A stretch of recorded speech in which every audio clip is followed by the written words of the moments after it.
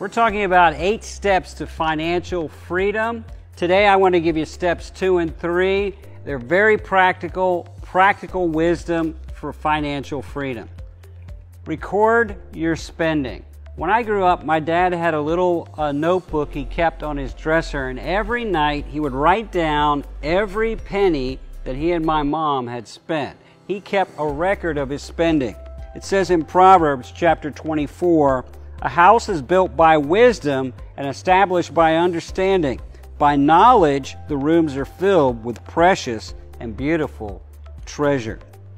It says in chapter 27, verse 23, "Know the condition of your flock and pay attention to your herds." We need to know what we're spending. One man said ignorance about what you're spending plus credit leads to financial catastrophe. They did a study and found that most people had no idea how to even balance a checkbook, let alone an understanding of what they actually were spending every month. And when they began to write it down, they were shocked at money that was going out that they never even realized. Money for things that were not important, not essential, not necessary. They thought they didn't have enough money, but the problem was they didn't keep a record of how they were spending it. Get a book, a budget, something where you're writing down, you're keeping record, you're recording what's being spent. The second part of this is plan your spending wisely. Make sure you're planning what you're spending. It says in Proverbs 21 verse 5, listen to this verse, "The plans of the diligent certainly lead to profit, but anyone who's reckless only becomes poor." Well, do you want to live in profit or do you want to be poor? Plan your spending. And there are 3 things you need to plan when you're thinking about your spending.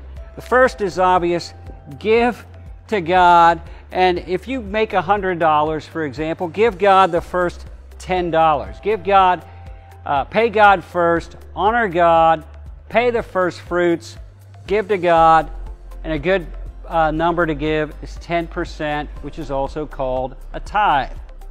Second, plan what you're going to spend to live on. Okay, you got $100, you're going to spend $80 to live. So don't spend any more than that. Plan on spending that amount and not more than that to live. The third is save for the future. Always be putting something away because things come up, things happen, there's opportunities that might occur. You want to have some money in the savings so you're ready for those things. Plan your spending.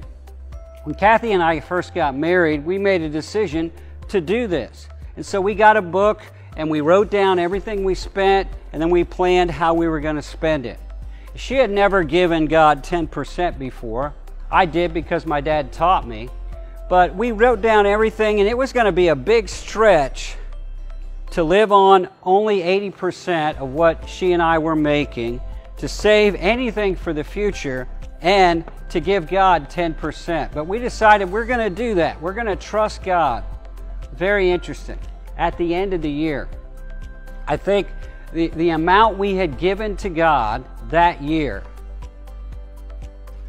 we had gotten raises that year on both of our jobs, and we had an extra amount of money, several hundreds of dollars, that we had not even planned on coming in because God blessed us because we followed this process. I want to encourage you to start today.